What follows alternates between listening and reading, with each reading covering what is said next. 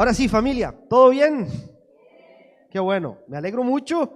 Doy gracias a Dios por una nueva oportunidad que nos regala, ¿no? De poder estar en casa, reunirnos, compartir este tiempo juntos, como estaban cantando ahora los chicos, para dar gracias juntos al Señor, adorar juntos al Señor como familia. Yo sé que cada uno tiene sus expresiones de adoración diarias en el día a día, en la forma en que vivimos, en la forma en la que hablamos, en lo que hacemos, pero qué lindo poder juntarnos como familia y adorar a nuestro Señor, cantando, leyendo su palabra, aprendiendo, creciendo juntos. Así que gracias al Señor por este tiempo que nos regala hoy. Escribe Pablo en Tito capítulo 1, versículo 4. Este era un saludo muy común que usaba Pablo cuando escribía sus cartas. Esto era como una especie de saludo, oración que tenía Pablo cuando escribía. Y dice lo siguiente, Tito 1, versículo 4, que Dios el Padre y Cristo Jesús, nuestro Salvador, te concedan gracia y paz. Que Dios el Padre y Cristo Jesús, nuestro Salvador, te concedan gracia y paz. Vamos a estirarnos un poco, vamos a retomar nuevas fuerzas, nuevas energías para seguir en lo que resta de este servicio. Entonces yo le voy a pedir que nos pongamos de pie unos segundos nada más. Yo sé que acabamos de estar de pie cantando, pero unos segundos nada más.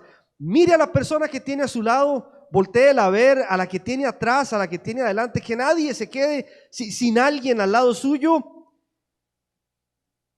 Y ore estas palabras sobre su vida, ¿sí? Voltéele a ver, agárrele la mano si puede, abrácelo y ore estas palabras sobre su vida. Y dígale que Dios el Padre y Cristo Jesús, nuestro Salvador, te concedan gracia y paz. Amén. Que en medio de cualquier circunstancia que estés atravesando, amén, esa abundante e inagotable gracia de Dios te abrace y te llene cada día de tu vida, a vos y a tu familia. Pueden sentarse de nuevo. Vamos a orar de una vez.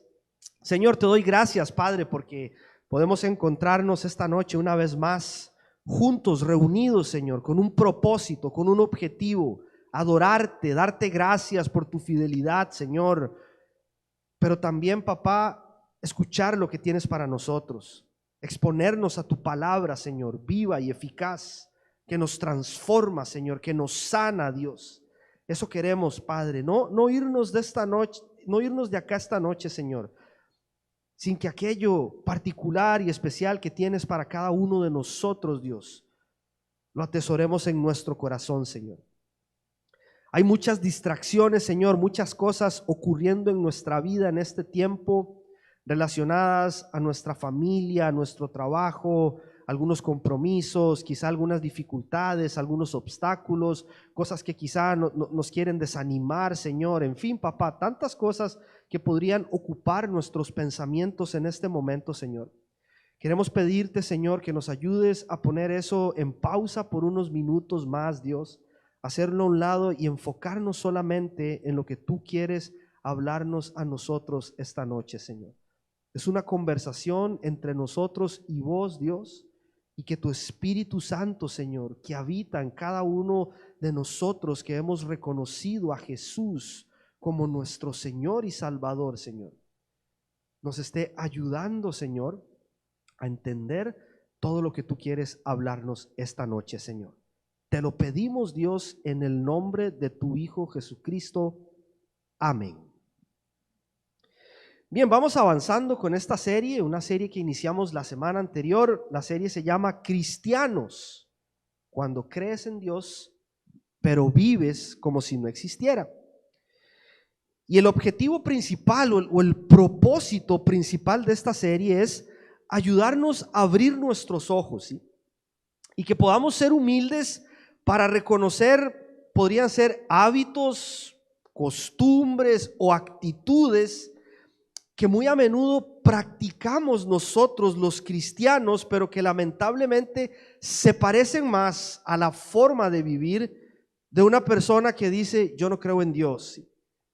No nos parecemos mucho a lo que debería ser a veces un seguidor de Cristo, y sí nos parecemos más a veces a alguien que dice yo no creo en Dios, Dios no existe, ¿sí? Entonces el objetivo de esta serie es Abrir nuestros ojos a esa realidad y poder en humildad decirle: Señor, ayúdame a cambiar esto en mi vida, Señor, a vivir de una manera distinta y que allá afuera nuestra fe se note, nuestra fe trascienda. Entonces, iniciábamos la semana anterior haciendo una introducción general del tema, esta serie, y usábamos como texto base el versículo que se encuentra en Tito 1, el versículo 16, que dice: profesan conocer a Dios, pero con sus acciones lo niegan. Ya habíamos analizado un poco el contexto de qué era lo que estaba pasando en este momento, esta carta que Pablo le está escribiendo a este hijo en la fe suyo, un hijo espiritual que estaba ya en la isla de Creta. Habían algunas cosas que estaban ocurriendo en la iglesia. Pablo le escribe para que ponga orden, para que ayude a los líderes, pero también esta carta tiene mucho que ver con nosotros, la iglesia, con nosotros los seguidores de Cristo. Habían personas que, conociendo la verdad, conociendo el evangelio, lo estaban distorsionando, estaban confundiendo a las personas, poniendo cargas sobre sus hombros, pesos sobre sus hombros. Y Pablo lo que dice es: muchas de estas personas profesan conocer a Dios, pero con sus acciones lo niegan, ¿sí? Entonces, esto es básicamente cuando se dice una cosa, pero se vive de una manera distinta, ¿sí? En la casa, en el trabajo, con los amigos. Necesitamos que el Espíritu Santo nos ayude a vivir de manera congruente entre lo que nosotros decimos y lo que nosotros hacemos. De eso se trata la vida de un seguidor de Jesús, ¿sí? Que aquello que profesamos sea respaldado por la forma en la que nosotros vivimos nuestro día a día, ¿sí? Entonces hoy vamos con el segundo tema. El tema de hoy se titula: cuando crees en Dios, pero no tienes una relación con Él. Cuando crees en Dios, cuando dices: yo creo en Dios, pero en realidad no tienes una relación con Él. Voy a introducir este tema mostrándoles la siguiente fotografía que va a salir ahí en pantalla. Pueden reírse si quieren, pueden asombrarse si quieren, pueden hacer oh si quieren también, no sé, lo que ustedes quieran, ¿sí? Esa foto fue el día de nuestra boda, el 8 de febrero del 2003, ¿se imaginan? ¿Sí? Hace mucho tiempo atrás. Yo me miraba ahora, aunque estaba pelado, pero todavía tenía aquí cerrado, no tenía estas entradas que se me hacen ahora, ¿sí? Ha pasado tiempo, ¿sí? Impresionante lo rápido que ha pasado el tiempo. En esa foto ya éramos una familia de 3 allí. Ire, yo y Vale, que ya tenía unas semanas allí en el vientre de Ire, ¿sí? Nos casamos en esa fecha. Y en aquel tiempo, después de varios años siendo amigos, Ire y yo ya nos conocíamos. Un año duramos siendo novios antes de llegar a aquel momento en nuestra vida. Yo pensaba que conocía a Ire. Yo pensaba, ¿sí?, que ya la conocía. No podía estar más equivocado, ¿sí? Estamos por cumplir 20 años de matrimonio, si Dios lo permite, ahora en febrero del 2023, y aún sigo descubriendo cosas nuevas todos los días. Aún sigo conociendo a Ire de una manera diferente a como la conocí ayer. ¿Por qué? Porque conocer a alguien es algo que toma tiempo, ¿sí?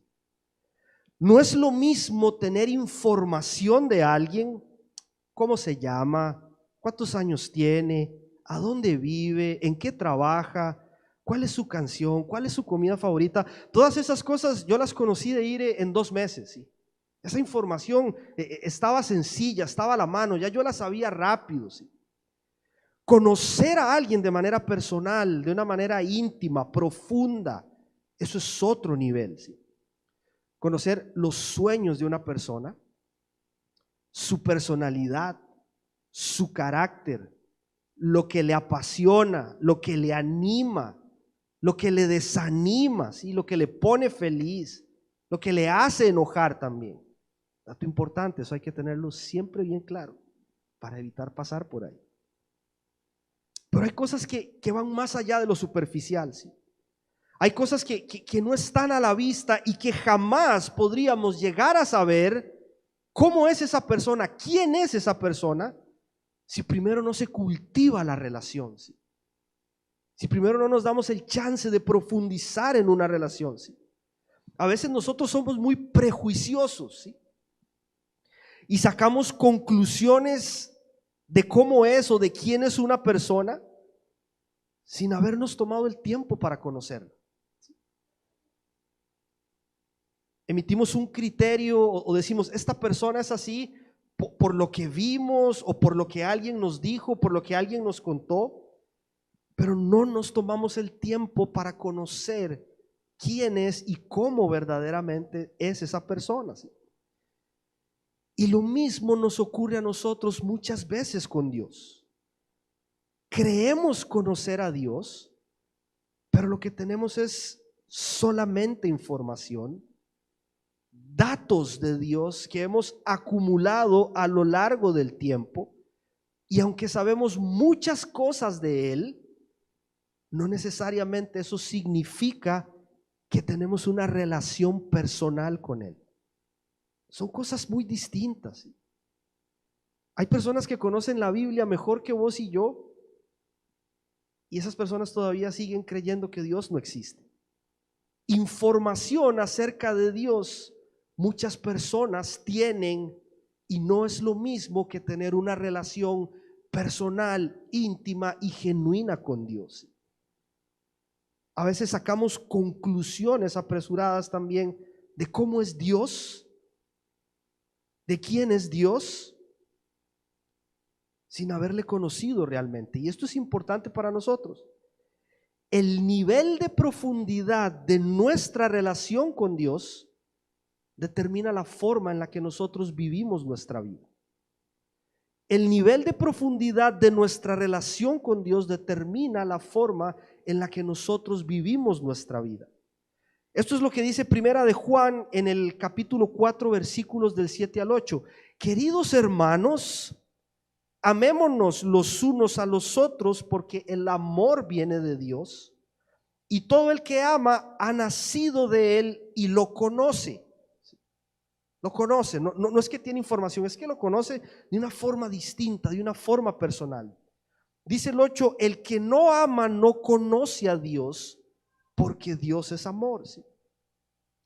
Cuanto más nosotros nos acercamos a Dios, cuanto más lo buscamos, cuanto más anhelamos estar con Él y profundizamos en la palabra y descubrimos verdades acerca de quién es Dios, acerca de cómo es Dios, más lo vamos a conocer, y cuanto más le conocemos, más vamos a empezar a experimentar en nuestra vida su amor, su paz, su gracia, su misericordia, su perdón, su bondad. Y de esta manera no solo vamos a poder amar desinteresadamente a otras personas, sino que vamos a poder corresponder ese amor que tiene Él hacia nosotros, y también vamos a poder amarnos a nosotros mismos. Esa es una de las razones por las que a veces nos cuesta amar tanto a otras personas. Si ni siquiera nos queremos a nosotros, estamos inconformes con la persona que somos. ¿Y cómo podemos esperar poder amar a otras personas que también son imperfectas?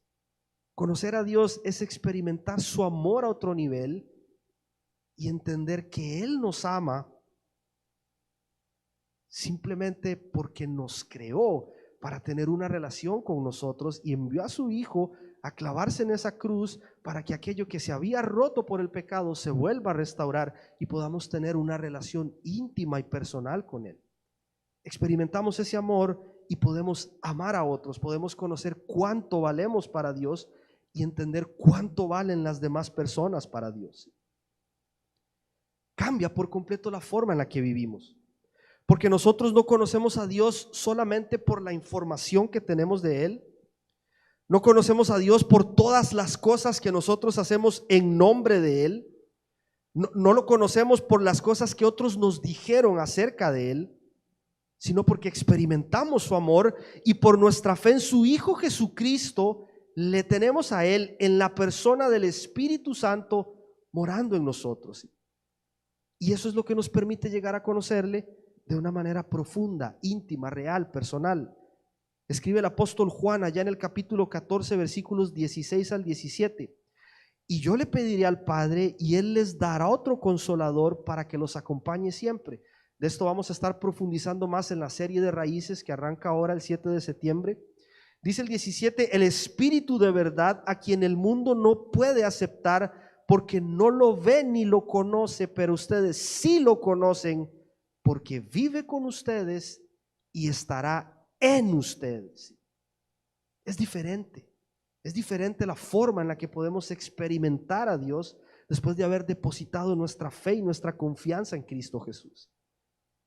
Y a mí me encanta porque durante muchos años yo conocía la historia de Jesús, me aprendí de memoria la historia de Jesús, le contaba a otros la historia de Jesús, dominaba los detalles de la historia de Jesús, pero aún seguía sin ser transformado por el Jesús del que se habla en esa historia.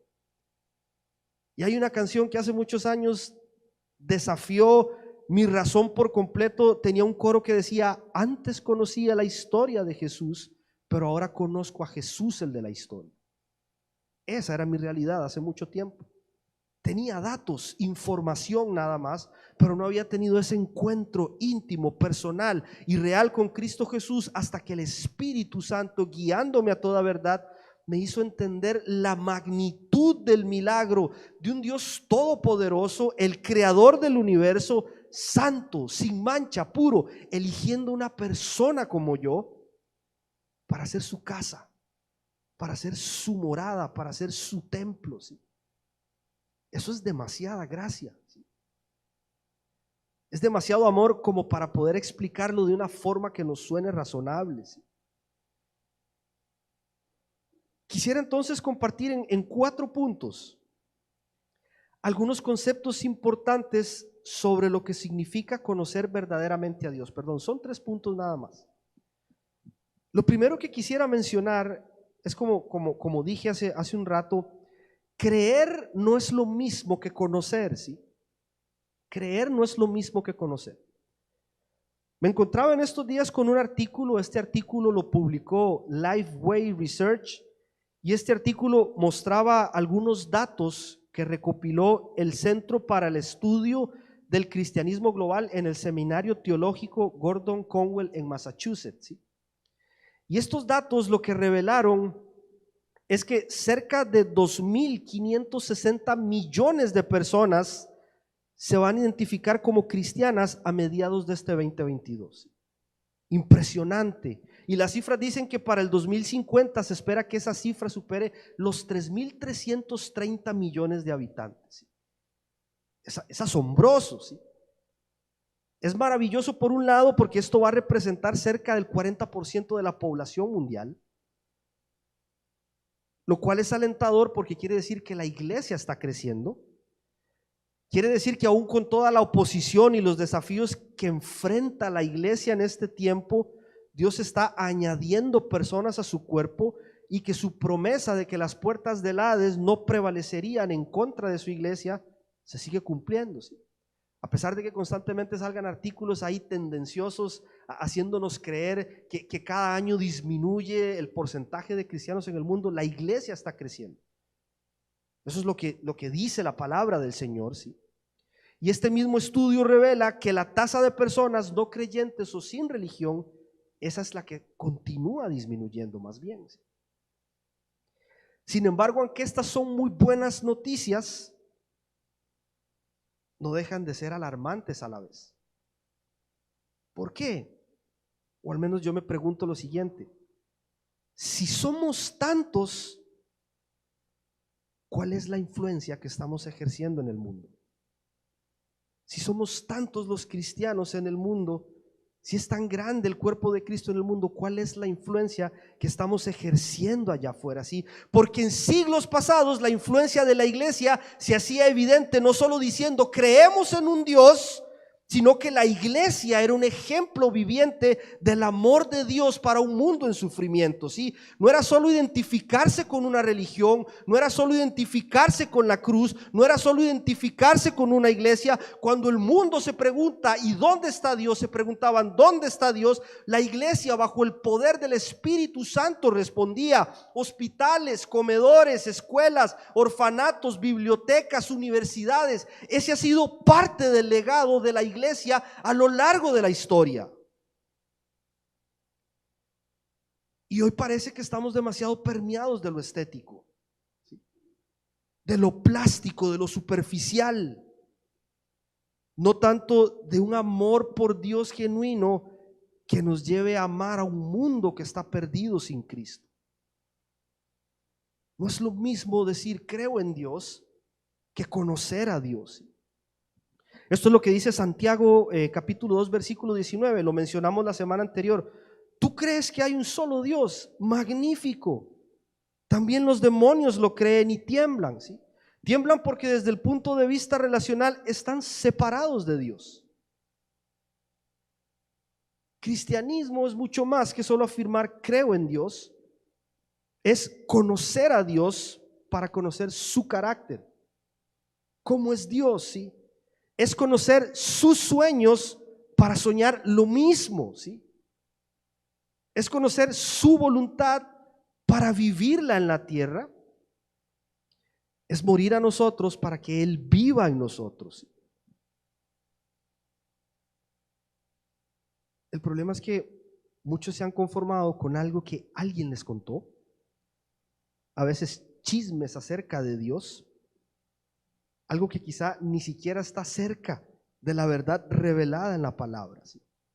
Y escuchas cosas como, es que Dios te va a hacer rico, ¿sí? Y te desatan una palabra de prosperidad y luego se frustran porque no se convirtieron millonarios.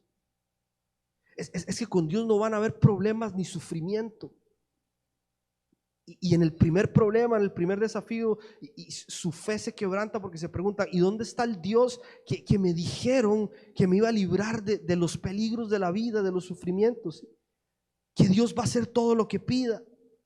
Y tantas cosas que se escuchan por allí que no están ni cerca de lo que realmente Dios revela en su palabra acerca de quién es Él y cómo es Él. Entonces siempre tengo este recuerdo de hace algunos cuantos años atrás allá en Costa Rica. En el mes de diciembre siempre se realizan unas fiestas en la capital donde personas de todo el país vienen a divertirse un poco en familia, ¿sí? Es como una gran feria.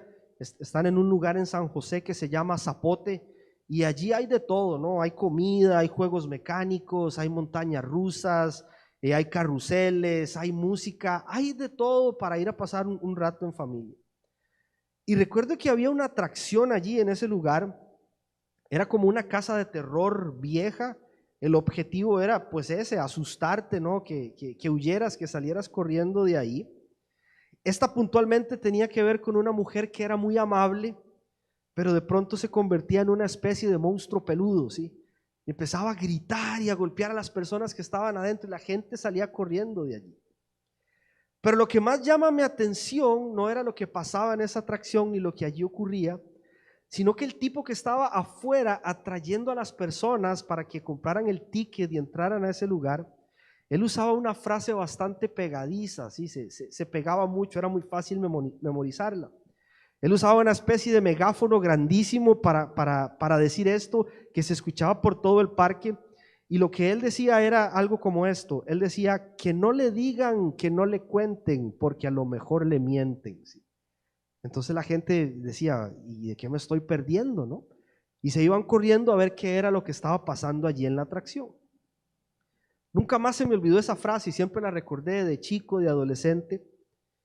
Y mucho tiempo después yo pude asociar esto en mi relación con Dios, porque durante muchos años yo crecí creyendo que Dios era algo que otros me habían contado, pero en realidad era muy diferente al Dios que conozco ahora a través de Cristo Jesús. Era otra cosa, sí, estaba muy lejos de la verdad. Y gracias por el evangelio que se predica, por todas esas personas que han dedicado su vida a compartir la buena noticia, pero hay mucho charlatán contando una noticia que no se parece en nada al evangelio de Cristo, y nos toca a nosotros abrir la palabra de Dios y conocer de primera mano lo que Dios quiere mostrarnos acerca de Él en sus palabras. A fin de cuentas, esto era lo que estaba pasando allá en Creta, ahí donde estaba Tito. Estaban contando una versión distorsionada del evangelio y Pablo le escribe a los líderes y a la iglesia en general y les dice esto en el versículo 9 del capítulo 1: debe apegarse a la palabra fiel, según la enseñanza que recibió, de modo que también pueda exhortar a otros con la sana doctrina y refutar a los que se opongan. Nosotros tenemos que abrir la palabra de Dios, leer la palabra de Dios, conocer la palabra de Dios y detectar cuando algo que alguien está diciendo realmente no tiene nada que ver con lo que dice la palabra de Dios. Y no es que vamos a estar peleándonos con todos allí en las redes sociales, de eso no se trata tampoco. Pero nosotros tenemos que conocer la palabra del Señor. Dios quiere que le conozcamos a Él a través de lo que está en su palabra. Él se reveló a nosotros a través de su palabra escrita. Y allí le podemos conocer de manera íntima, personal, genuina, y acercarnos a Él con confianza, porque tenemos el Espíritu Santo que nos va guiando también a toda verdad y nos enseña lo que hay allí de Dios para cada uno de nosotros. Número 1, creer no es lo mismo que conocer. Y número 2, el segundo punto que quisiera compartir es que conocer a Dios nos impulsa a hacer su voluntad. ¿Sí? También esto es muy importante. ¿Sí? ¿Cómo vamos a saber qué es lo que Dios quiere para nuestra vida si no le conocemos bien? ¿Sí? No sabemos alinear sus planes con los nuestros porque no sabemos cuáles son sus planes. No sabemos cómo elegir o decidir conforme a su voluntad porque no tenemos idea de cuál es su voluntad. ¿Sí? Queremos que Dios siempre nos esté hablando a través de otras personas y por eso es que muchos viven con frustración su cristianismo, ¿sí?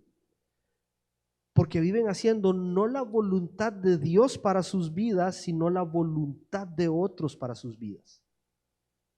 No es la voluntad de Dios, es la voluntad de alguien más para tu vida. Porque le dijeron, esto es lo que Dios dice que debes hacer. Y como aquellos fariseos que estaban en aquel tiempo de Jesús, algunos dicen puras reglas legalistas, cosas sin sentido, cosas de hombres, manipulaciones, que no tienen nada que ver con lo que Dios quiere para nuestra vida. Por eso es que tenemos que conocerle a Él a través de su palabra. Y esto es lo que dice primera de Juan 2, versículos del 4 al 6. Dice, el que afirma lo conozco, pero no obedece sus mandamientos, es un mentiroso y no tiene la verdad. En cambio, el amor de Dios se manifiesta plenamente en la vida de aquel que obedece su palabra. ¿Sí? Continúa, de este modo sabemos que estamos unidos a Él. Este versículo me encanta, ¿sí? Es un versículo que desafía mi vida todos los días. Dice el 6, el que afirma que permanece en Él, que sigue allí, debe vivir como Él vivió. Allí otra vez, tiene que haber congruencia entre lo que decimos y hacemos. Dios, a través de la obra que su Espíritu Santo hace en nosotros, está formando el carácter de Jesús para que nos parezcamos más a Jesús y vivamos más como Jesús allí afuera. De eso se trata la vida en Cristo Jesús, de parecernos más a Él. ¿Sí? Nosotros demostramos que amamos y que conocemos a Dios, no diciendo creo en Él, sino viviendo como Él vivió, andando como Él anduvo, ¿sí? Obedeciendo su voluntad, viviendo su palabra día a día. Y ese debería ser el anhelo en el corazón de alguien que conoce a Dios. Vivir su palabra, hacer su voluntad. Y ojo, no estoy diciendo que porque a veces nos cueste hacer la voluntad de Dios, significa que no le conocemos. Muchos héroes de fe fallaron a pesar de ser muy cercanos a Dios. Y todavía estamos en esta naturaleza, ¿sí? Que constantemente nos quiere llevar a desobedecer a Dios, a rebelarnos contra Dios, a hacer lo que nosotros queremos y no lo que Dios quiere. Pero estas personas, estos ejemplos que leemos en la Biblia, aún en medio de esa debilidad, reconocieron su error, recibieron la gracia restauradora de Dios y siempre al final de cuentas prevaleció en sus corazones el deseo de hacer la voluntad de Dios por encima de cualquier cosa. Escribe Santiago allá capítulo 1 versículos 22 al 25. No se contenten solo con escuchar la palabra, pues así se engañan ustedes mismos. Dice, llévenla a la práctica. El que escucha la palabra pero no la pone en práctica es como el que se mira el rostro en un espejo y después de mirarse se va y se olvida enseguida de cómo es. Pero quien se fija atentamente en la ley perfecta que da libertad y persevera en ella, no olvidando lo que ha oído, sino haciéndolo, recibirá bendición al practicarlas. Es bendición para nosotros obedecer la palabra de Dios, obedecer la voluntad de Dios. ¿Y qué tanto anhelamos nosotros obedecer la palabra de Dios? Podría ser un buen indicativo de cuánto le conocemos.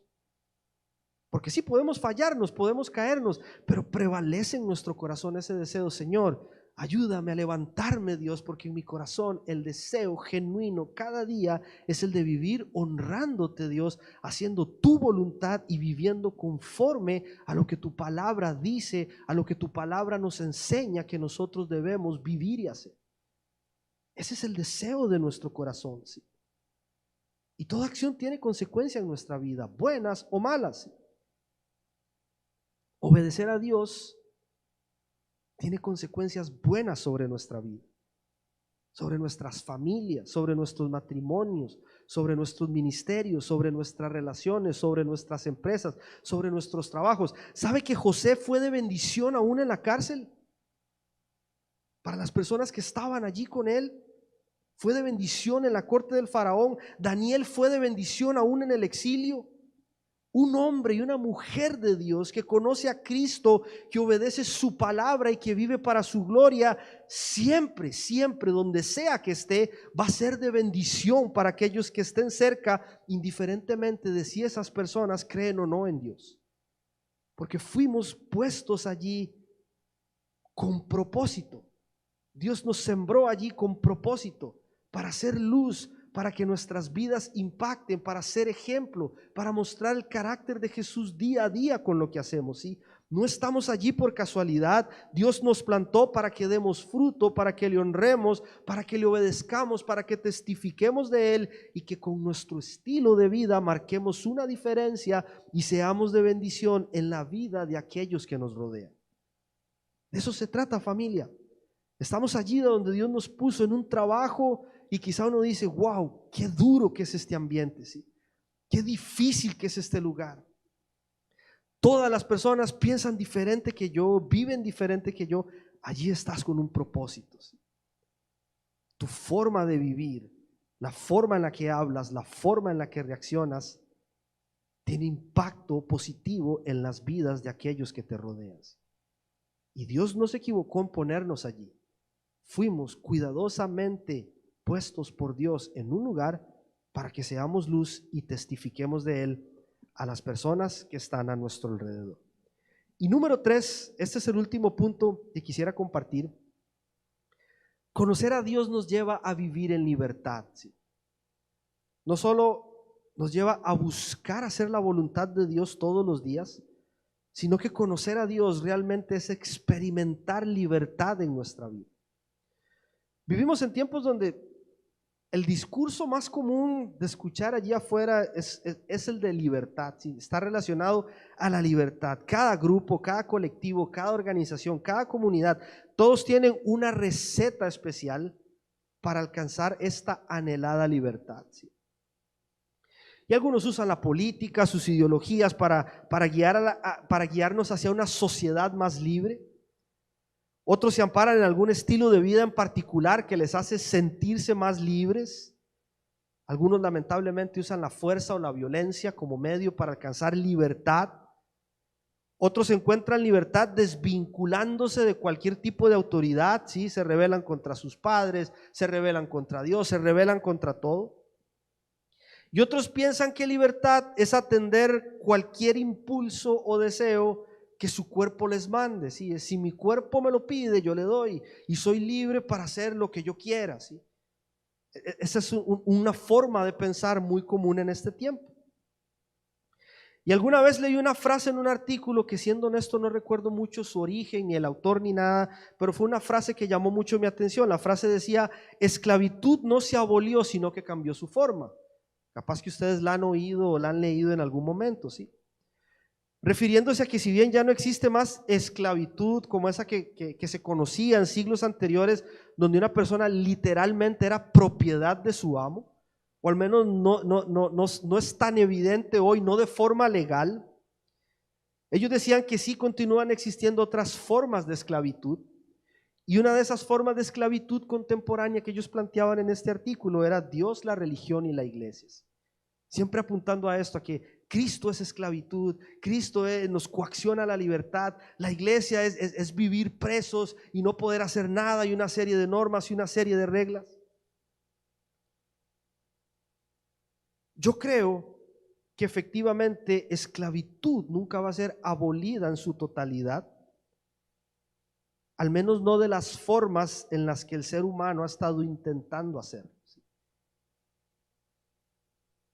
Y aunque damos gracias porque esta esclavitud que existió hace mucho tiempo atrás ya no existe en nuestro tiempo, el único que puede abolir y dejar sin vigencia la ley de la esclavitud en nuestra vida no es un decreto, no es un tratado, no es un presidente, no es un partido político, no es un colectivo, no es hacer lo que nos da la gana, es Cristo Jesús. Es el único que puede traer verdadera libertad a nuestra vida, y es curiosamente a quien la sociedad nunca ha querido reconocer como el único medio para experimentar verdadera libertad. Dice Juan 8:32: y conocerán la verdad, refiriéndose a Cristo, y la verdad los hará libres.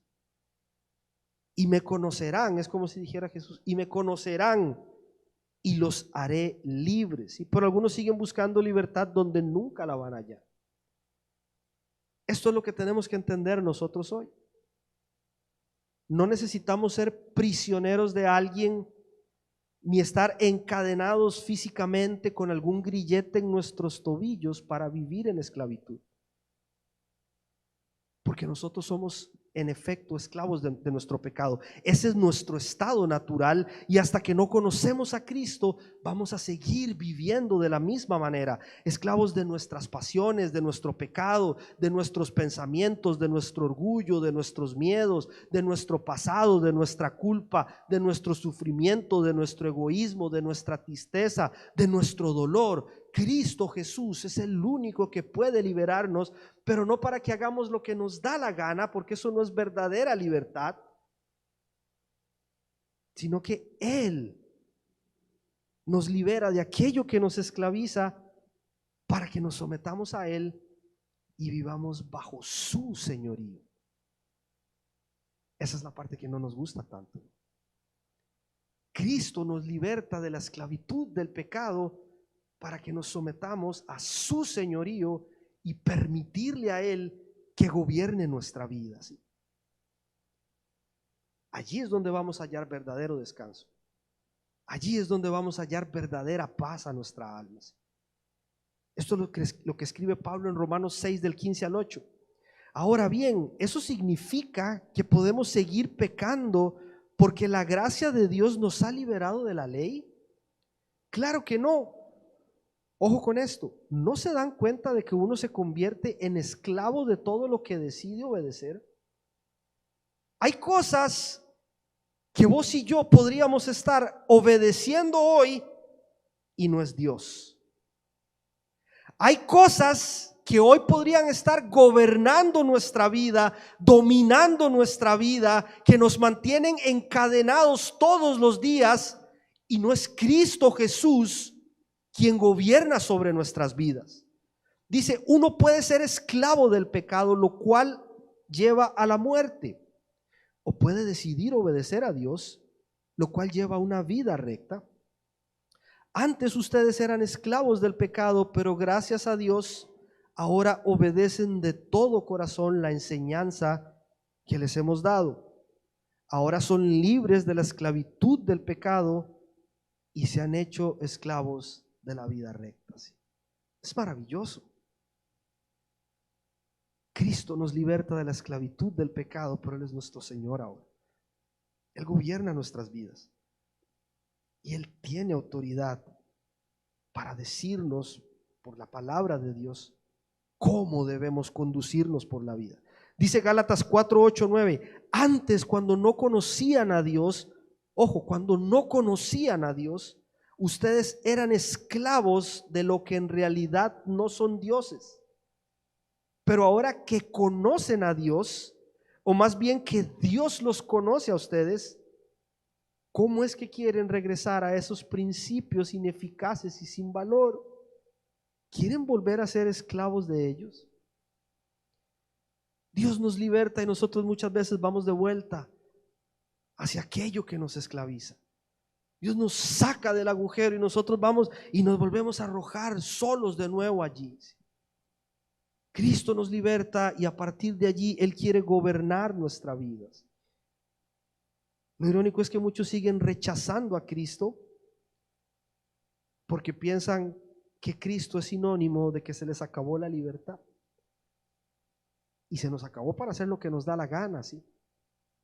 Porque tenemos que empezar a vivir bajo su señorío y someternos a su palabra.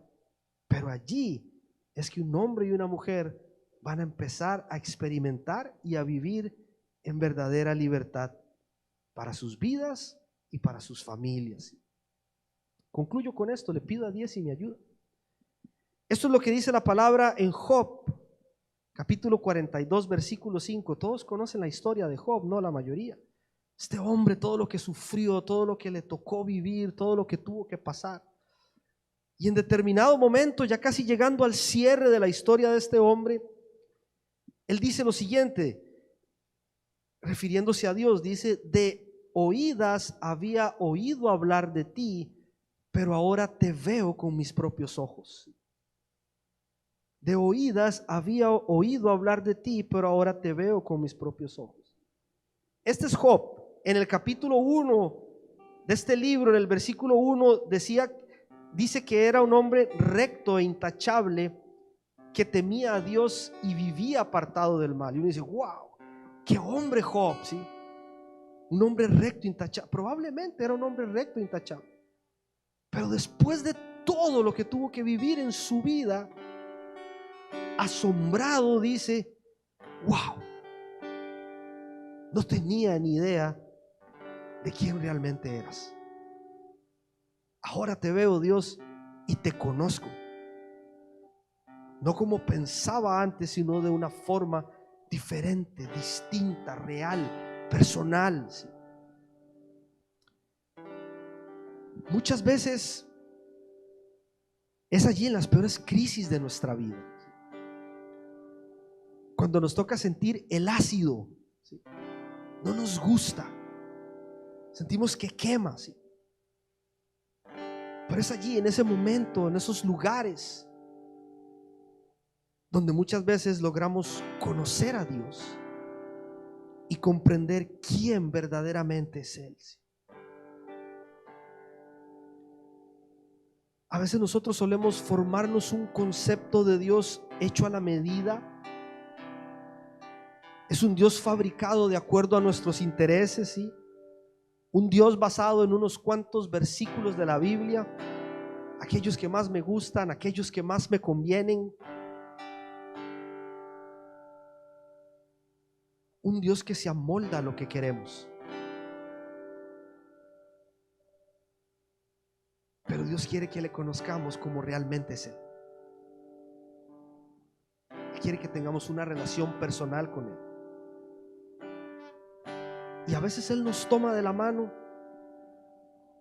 y nos lleva a esos lugares de soledad, a veces desérticos, llenos de incertidumbre, cargados de pruebas, de desafíos, y se muestra nuestra vida de una forma tan real,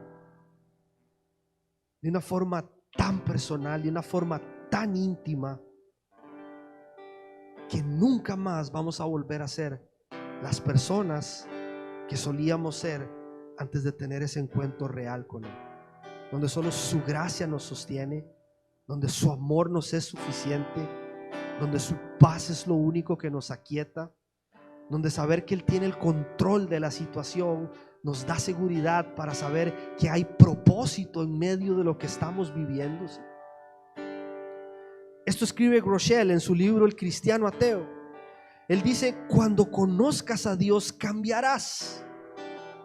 Esa relación con Él te dará la fuerza para sanar heridas del pasado, para perdonar lo que parece imperdonable y cambiar en ti mismo por el Espíritu Santo lo que te parece imposible de cambiar.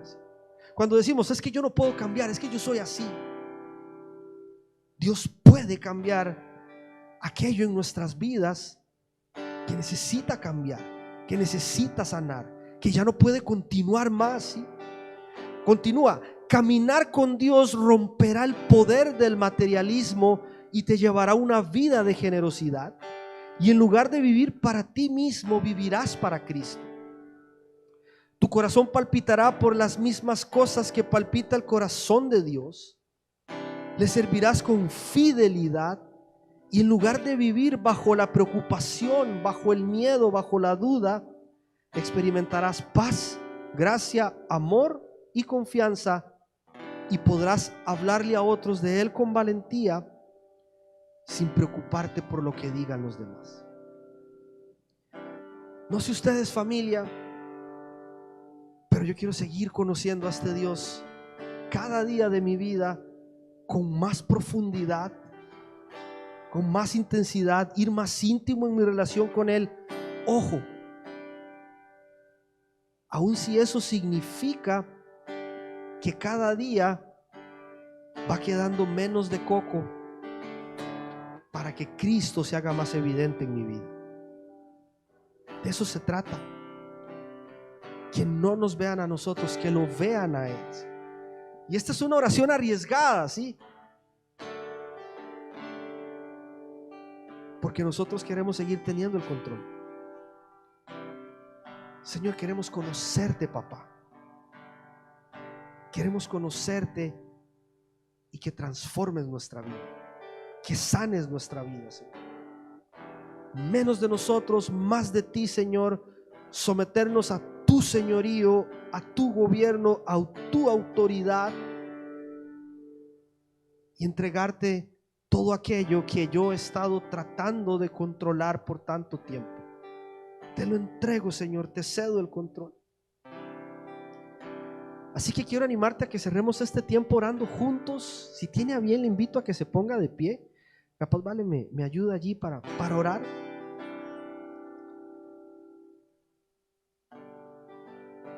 Y desafiarte a que hagamos juntos esta oración. Que tú puedas cerrar tus ojos, voltear a ver a Dios de una manera simbólica hacia arriba o hacia donde tú quieras. Cierra tus ojos, inclina tu cabeza, alza tus brazos, arrodíllate, lo que sientas en este momento que debas hacer, pero que con corazón sincero le digas: Dios, quiero conocerte, Señor, como nunca antes lo había hecho, papá. Quiero que sobrevenga, Dios, sobre mi vida y sobre la vida de mi familia, Señor, esa paz que solo tú puedes dar, Señor. Enséñanos, Dios, a descansar en tu voluntad, sabiendo, Dios, que tú estás en control de la situación y no nosotros, Dios. Queremos conocerte, Padre, y experimentar tu amor, Señor, tu perdón, tu gracia, tu misericordia, todos los días, papá, en todas las áreas de nuestra vida, Señor. Conocerte, Padre, de forma que podamos experimentar esa libertad que solo en Cristo podemos encontrar, Señor. Libertad de aquello que nos mantiene en una prisión, Señor. Muchos de nosotros, Señor, quizá llegamos hasta aquí hoy, en esta noche, en este momento, Señor, obedeciendo algo que no sos tú, Señor. Quizá obedecemos nuestros miedos, obedecemos nuestra ansiedad, obedecemos el dolor del pasado, la culpa del pasado, el orgullo, la envidia, el rencor, alguna adicción. Queremos conocerte, Señor, y ser verdaderamente libres de aquello que nos mantiene siendo esclavos, papá. Libéranos, Señor, sánanos, papá. No queremos conformarnos, Dios, con lo que alguien nos contó por allí, Señor.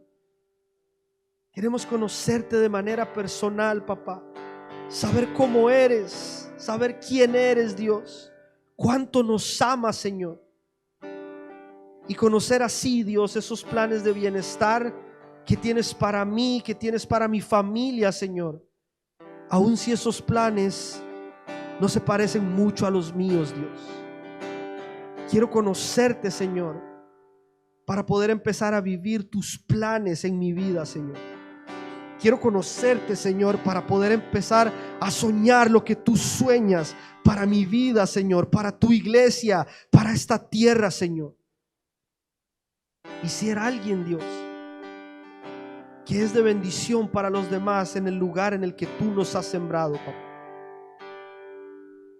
Esto fue lo que Dios le dijo a su pueblo cuando se encontraba cautivo en Babilonia.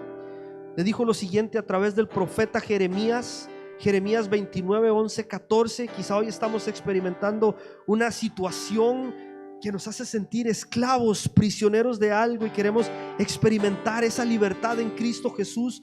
Dice el texto: porque yo sé muy bien los planes que tengo para ustedes, afirma el Señor.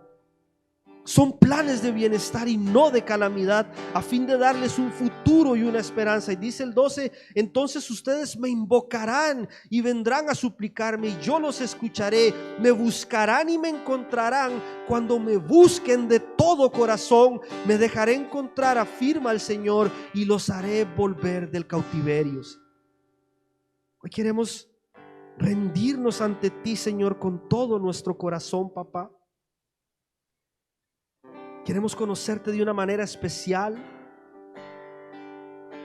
Y hay alguien que hoy necesita ser libre de algo que lo ha mantenido esclavo por mucho tiempo, ¿sí? Quizá algo que lo ha mantenido oprimido, algo que lo ha mantenido triste, la ha mantenido agobiada, preocupada, cansada, desgastada, desanimado, frustrado, desesperado. Quizá buscando libertad en otro lugar, en otra persona, en sus fuerzas, en otros medios. Y aunque pareciera ser que temporalmente experimenta esa libertad, pronto esa sensación de opresión, de esclavitud, vuelve a sus vidas, porque solo Cristo puede traer verdadera libertad a nuestras vidas. Yo quiero invitarte a que ores de todo corazón y le digas: Señor, quiero conocerte y quiero que me hagas libre, Señor. Quiero vivir libre, Dios, de todo aquello que nos oprime, de todo ese pecado que nos esclaviza, Señor, que nos lleva a buscar vivir de una forma que es opuesta a lo que tú tienes para nuestra vida, Señor. Sánanos, Dios, transfórmanos en el nombre de Jesús, papá. Y que hoy podamos salir de acá conociéndote de una forma especial, experimentando esa verdadera libertad que solo proviene de ti, Señor, dispuestos a someternos a tu voluntad, hacer tu voluntad siempre, Señor, y no la nuestra, Padre. Te damos gracias por esta reunión, por este espacio, por esta familia, por esta casa, por cada persona que está hoy acá, por cada familia representada. Gracias por tu palabra, Señor, porque nos hablas a través de ella, porque nos animas a través de ella, porque nos desafías, porque nos sanas, Señor, porque hay restauración, Señor. Gracias, Dios, te damos gracias. A ti sea toda la honra y la gloria por siempre, Señor. Y que salgamos de acá, Señor, determinados a conocerte, Señor. Queremos conocerte cada día más, profundizar esa relación con vos, Señor, buscarte cada día, Señor, leer tu palabra, Señor, conocerte, escucharte, hablar contigo, Señor, y caminar contigo siempre, Señor. No dejes, Dios, que nos soltemos de ti nunca, Señor. Y si en algún momento, Señor, quiero soltarme y perderme y tomar otro camino, Señor, en el nombre de Jesús, Señor, te pido que no me dejes, Señor. No nos dejes, Dios, porque estaríamos perdidos, Señor, si tú no estás con nosotros siempre, papá. Gracias porque la promesa es que en Cristo, Dios, estás en nosotros, Dios, y nos guías y nos ayudas, Señor, y nos muestras la verdad constantemente, papá. Gracias, Dios, por esta noche. Bendigo a cada persona que está hoy acá. Oro para que le lleves con bien a su hogar, Señor. Tú conoces sus situaciones, sus circunstancias. Ayúdales, bendíceles, renueva sus fuerzas, Señor. Sánales y que puedan experimentar tu presencia de una forma especial y sobrenatural en esta noche. No solo aquí, Señor, sino cuando vayan de regreso a sus casas, en sus hogares como familia, mientras duermen, mientras trabajan, mientras cocinan, mientras limpian el hogar, mañana cuando estén descansando, trabajando en la semana, Señor. Que esa certeza de que tú estás con nosotros y en nosotros, Señor, sea evidente cada segundo de nuestra vida, Señor. Oramos estas cosas, Dios, en el nombre que está sobre todo nombre, el nombre poderoso de tu Hijo Jesucristo. Amén y amén. Muchísimas gracias, familia. Que el Señor les bendiga.